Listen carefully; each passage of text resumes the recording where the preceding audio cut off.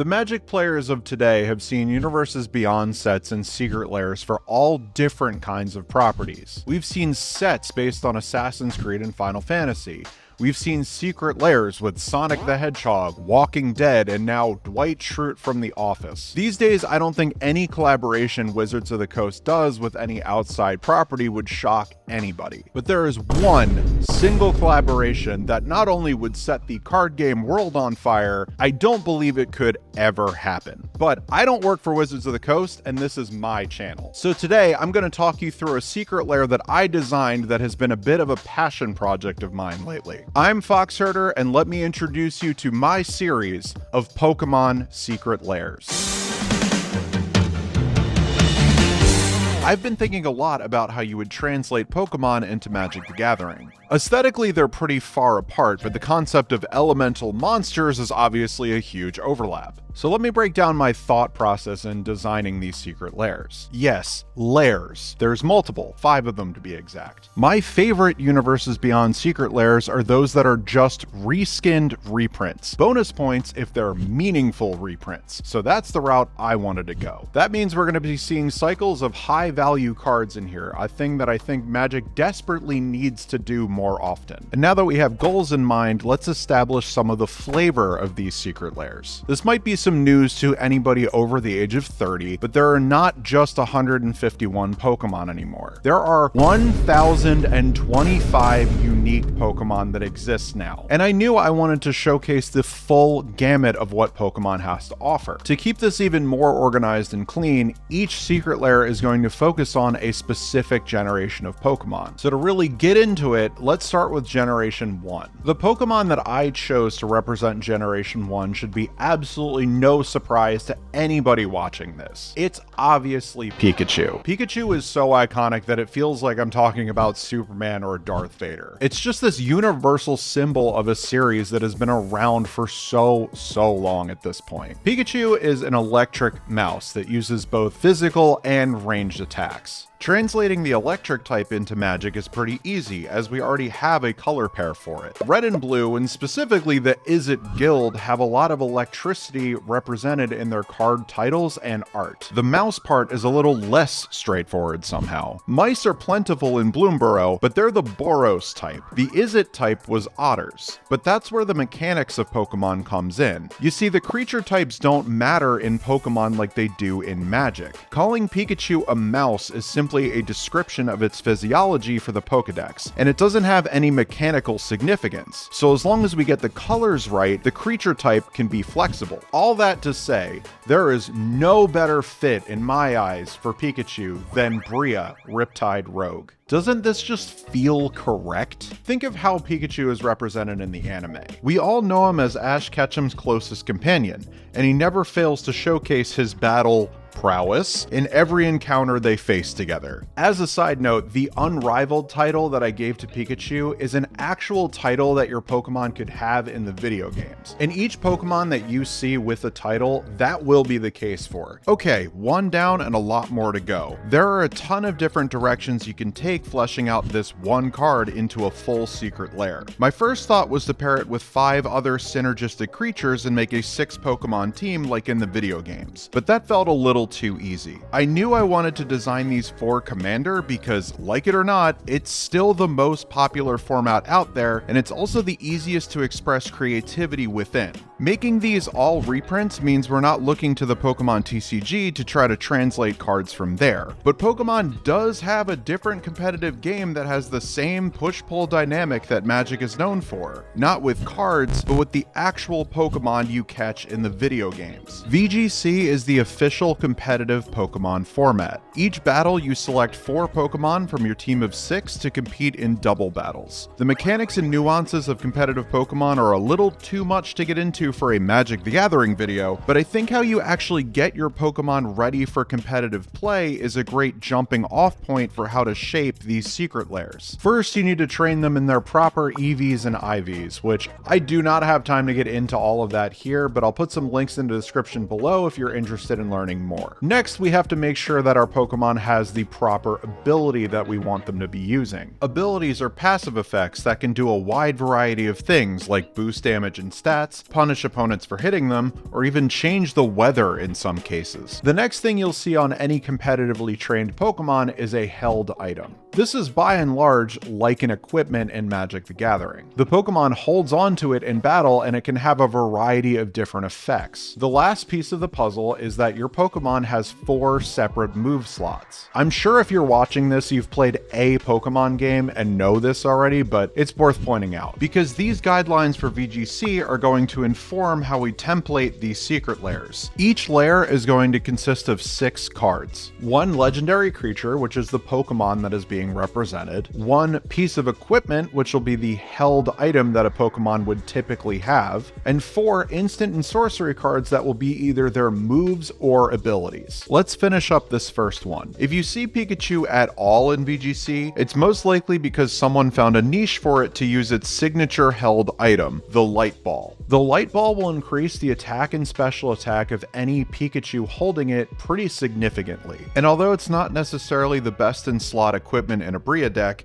I think the best fit for Light Ball is Runechanter's Pike. Runechanter's Pike gives bonus attack to the equipped creature based on the amount of instants and sorceries in the graveyard. And with Pikachu having prowess and you wanting to cast a bunch of non-creature spells each turn, you can easily see the synergy. Now onto its moves and abilities. And this is the first card in the cycle that I think desperately needs a reprint. The most common ability you'll see on Pikachu is Lightning Rod. This ability negates any incoming electric attacks and gives Pikachu an attack boost on top of that. While we don't really have an exact equivalent for this, what we do have is Fierce Guardianship. This made the most sense to me because it's a free spell, so it does kind of feel like a passive ability in a lot of cases. Next, since every lair in this bundle, so to speak, is going to be 2 colors, I figured I would also include a charm in each of them as well. Pikachu, of course, will have Izzet Charm, and I feel like the best way to represent that is with the move Electro Ball.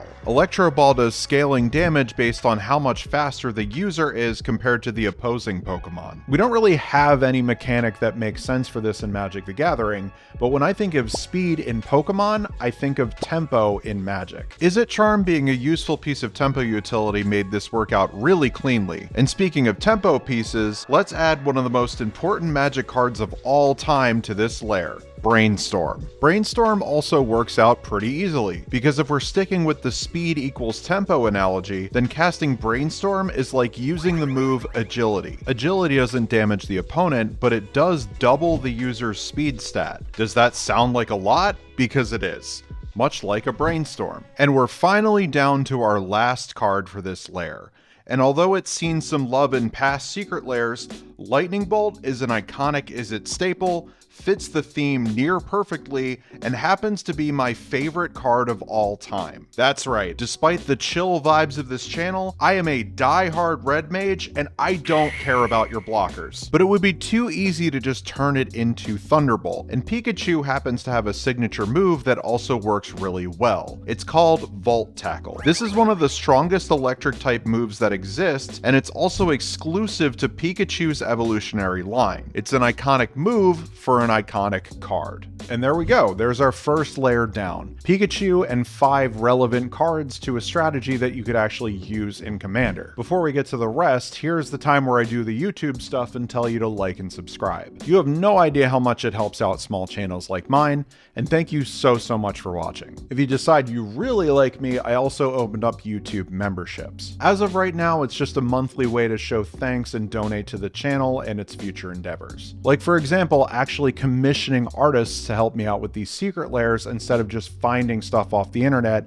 and crediting those artists. It's not a perfect system yet, but I do hope to refine that in the future. Let's keep these moving and go to the next generation. When it came to the main Pokemon for each of these, I let the cards dictate where I was going to go. Unfortunately, I didn't really find anything that jumped out at me that would work for any of the Gen 2 Pokemon. But of course, there's only 5 lairs here, so maybe I'll find something for the next one. Let me know in the comments if you have any ideas. Skipping to Generation 3 gave me a perfect match though. Here's Swampert, the reliable partner. a reskin of AC Tyrant of Gyre Strait. This is one of the most popular Pokemon from Generation 3, or Ruby, Sapphire, and Emerald. Swampert is a ground and water type Pokemon, which really easily translated to Simic. He's relatively strong and reasonably bulky, and if you see him in VGC, he's more than likely going to be a support Pokemon. AC is pretty tough and has a pretty supportive set of abilities, so this all ended up working out pretty well. But unfortunately, Swampert is getting the short end of the stick in a few of the important slots in this lair. There's not really any relevant equipment to give them besides Lightning Greaves or Swiftfoot Boots, and the green card in the Ikoria free spell cycle is by far the worst of them all. Let's start with that one, Obscuring Haze. It prevents all damage from creatures that opponents control for the turn. A pretty solid fog effect if anything, and Swampert happens to learn a move that is pretty similar, with Wide Guard. Wide Guard prevents all damage from moves that would damage both Swampert and his teammate for the turn. Some of the scariest moves in the game hit two Pokemon at once, so this can come in clutch in the right moments, like an unexpected Obscuring Haze. Swampert's held item of choice is typically Leftovers. This unsuspecting apple core restores a bit of health to the user at the end of every turn cycle. Extremely useful when you're already bulky and hard to get rid of, but a life gain equipment is not going to sell this lair, nor is it relevant to a Simic land stack. So we're bending the rules a bit and including another premium artifact, Crucible of Worlds. It's not an equipment, but can lead to the same frustration a bulky Pokemon holding leftovers can sometimes bring. Also, it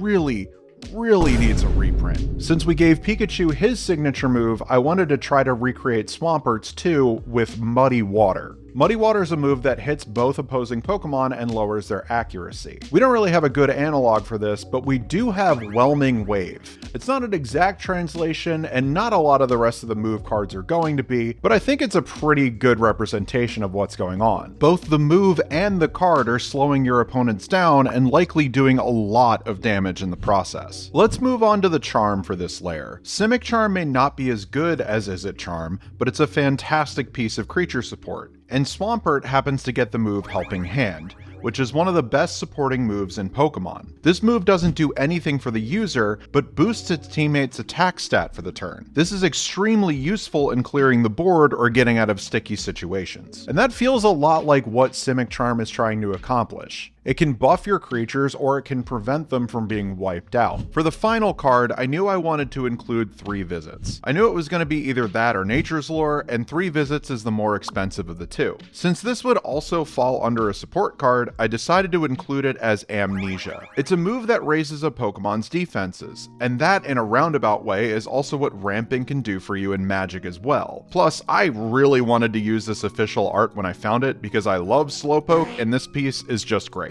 Despite Swampert being underrepresented in art on the internet, I think this is a solid suite of cards for the ever-popular Simic Lands strategy. But you know who's not underrepresented? Gen 4's Lucario. Lucario is right up there in popularity with the likes of Pikachu and Charizard, and gets a ton of routine support from Game Freak because of it. Lucario is a fighting steel type with a sort of implied third typing of Psychic. Fighting in steel sounds a lot like Boros to me, and implied Psychic sounds a lot like Impulse effects. This one was an easy slam dunk. Here's Lucario, the tried and true, as a reskin of Nahiri forged in Fury. I'm so happy with this one. The abilities here reflect how Lucario is portrayed just as much as Nahiri. But before we dive deeper into Lucario's abilities, let's talk held items. Lucario primarily uses Life Orb. This item reduces the user's health every time it attacks, in exchange for boosting its attacks significantly. The idea here is pretty straightforward. End the fight quickly so the Life Orb chip damage doesn't matter. But we don't really have an equipment like this that makes sense, so I went with more of a cool inclusion than an optimized one again.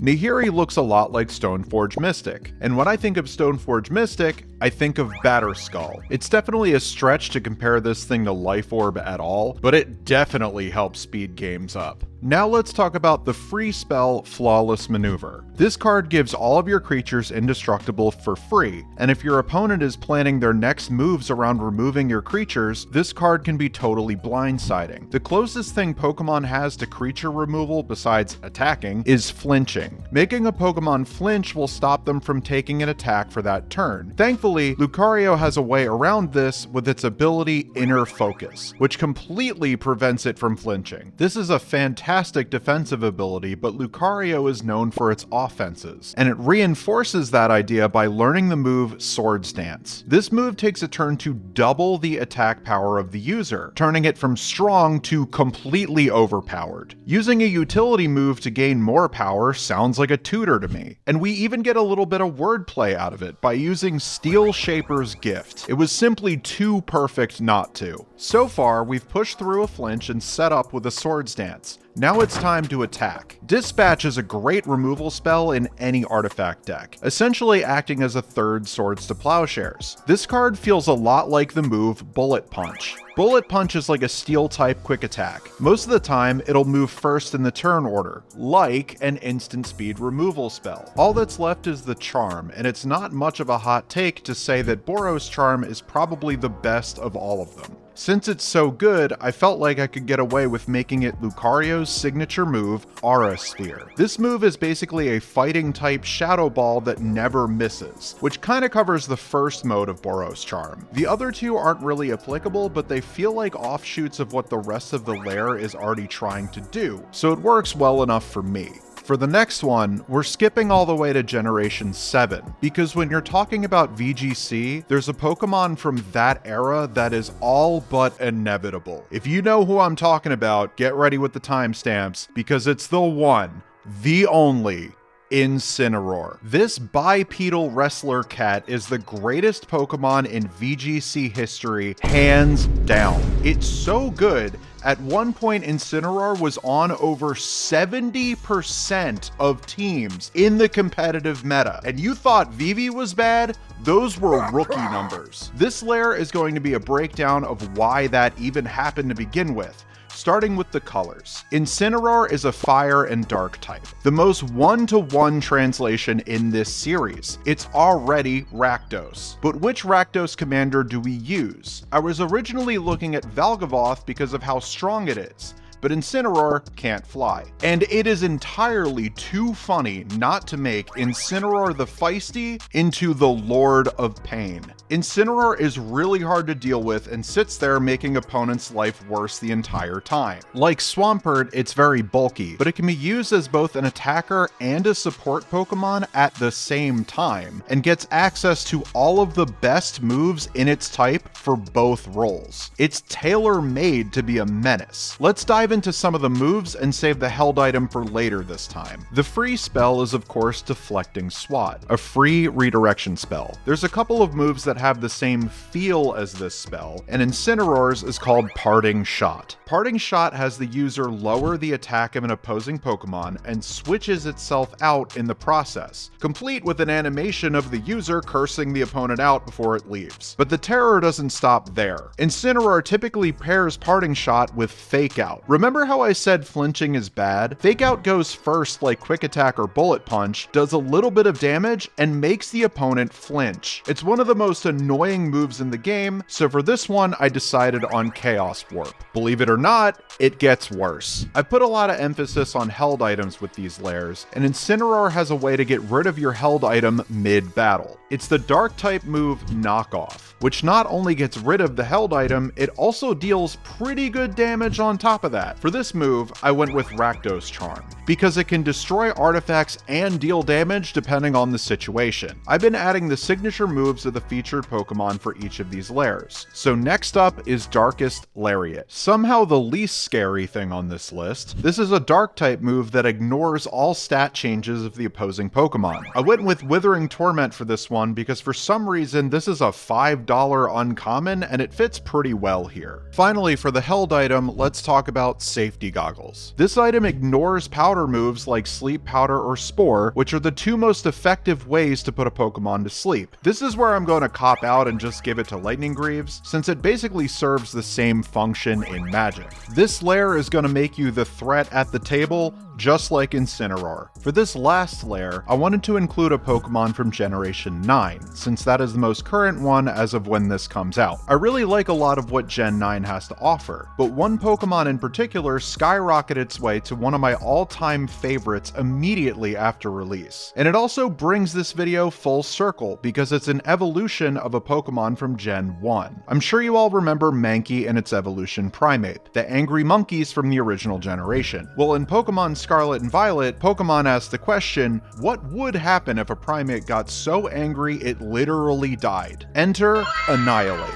Annihilate has extremely cool typing with Fighting and Ghost, a combo that we can shift to Orzhov pretty easily. Since Annihilate is a hyper-aggressive Pokemon, I knew I wanted to focus on an aggro strategy with this lair. A lot of the commanders in this color pair are more focused on incremental advantage rather than explosive turns. But there's one that stood out to me that could turn into a problem a lot faster than the others. Here's Annihilate, the Driven, as Alenda the Dusk Rose. This commander may start out as a 1/1, but it almost always snowballs really quickly. Annihilate is a really flexible Pokemon with a few different possible strategies, but its most terrifying involves snowballing and power-ups as well. Let's start with the free spell so I can explain further, because it'll be its signature move, Rage Fist. This attack is already strong to start with, but it gets more and more powerful the more Annihilate is dealt damage throughout a match. So the best thing to do is deal with it quickly, but you can't because it has good defenses. A full power Rage Fist is going to delete an opponent as hard as Deadly Rollick. For the equipment, there's a couple of different held items Annihilate likes to use, mostly to boost defenses, but since I wanted to lean into aggro, I decided to pull from another game mode that Annihilate shines in, Raiding. Raids have 4 players team up to defeat a large overpowered Pokemon with a ridiculous amount of health using only one Pokemon each. Your Pokemon needs to last a while in a given raid, so the best item for Annihilate here is the Shell Bell. It restores health back to the user equal to 1/8 of the damage it deals from an attack. For this item, I went with Tarian's Soul Cleaver. The combo of this and Alenda's lifelink ability feels a lot like how it feels to raid with Annihilate. I thought about using Blade of the Blood Chief instead, but Tarian's Soul Cleaver doesn't require the user to be a vampire to be really good, so you can use it in more decks. Let's get the Charm out of the way because this is by far the weakest link in probably the whole set of lairs. I almost didn't want to include it, but I kept it in because the rest of the lairs all had them and I figured I would finish it out. For this card, I used the move Swagger. This move boosts the target's attack, but confuses it in the process, much like how your opponent will be confused when they see you cast an Orzhov Charm. Let's take a step up and talk about one of the strongest fighting type moves in the game, Close Combat. This move does ridiculous damage in exchange for lowering the user's defenses afterward. Since you could equate that to life loss, I used the removal spell Anguished Unmaking. Finally, let's go out with a bang and talk a little bit about Final Gambit. This move causes the user to faint, but it deals damage equal to its total HP to its opponent. Since this move knocks out both the user and its opponent, I figured it could be a board wipe. This one will be the auto-include for most Orzhov decks, damn.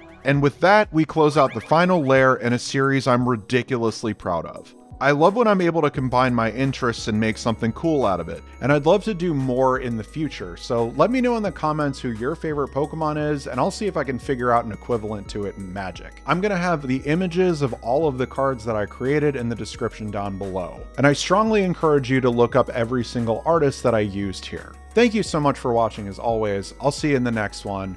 I have been Fox Herder, and you have been wonderful.